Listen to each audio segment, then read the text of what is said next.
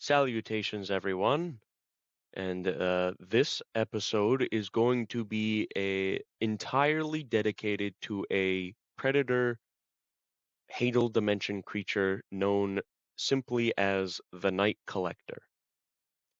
Now, if you can tell by the drawing, this is one of the few creatures I have actually got drawn, so this makes it a little easier. So, from what you can see, it's pretty much a giant monster mosquito or giant alien mosquito. Now, the night collector subsists entirely off of consuming, blood. However, if you can actually read my horrible handwriting, you can see that the night collector is capable of harnessing the blood it feeds on and essentially using it in however way it decides to use it. So it can essentially decide it's gonna, shoot out some blood at you and have the blood be corrosive, just become corrosive and as an offensive or even as a hunting tactic. It can also solidify the blood and whatnot. Um, it's a uh, big insect, but of course, this isn't technically an insect; it's an alien. So, of course, it has a little bit of a different anatomy in that mosquitoes on earth don't have giant serrated crab claws.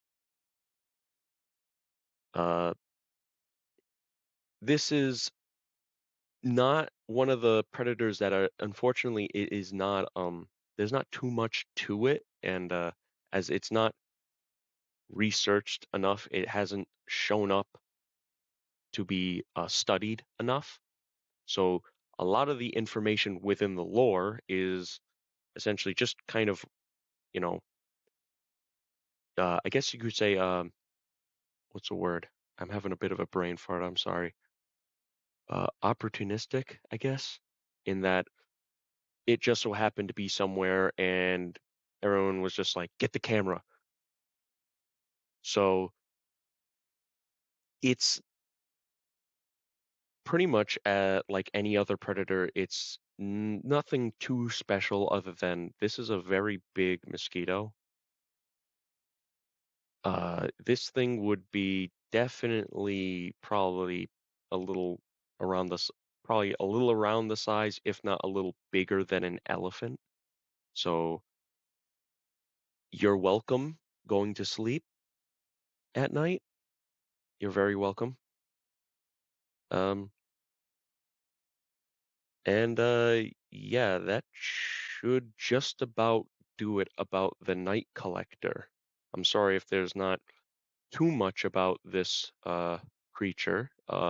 You'll find that there's some things in the mythos lore that probably aren't going to have too much to cover, but I guess it adds to the kind of mystery of it being a Hadal dimension creature, and that kind of reminds you that this is it's not like we can just follow this thing wherever it goes.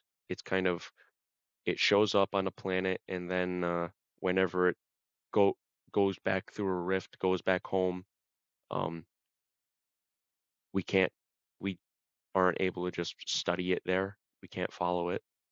At least you'd be crazy to follow it because you'd probably never come back.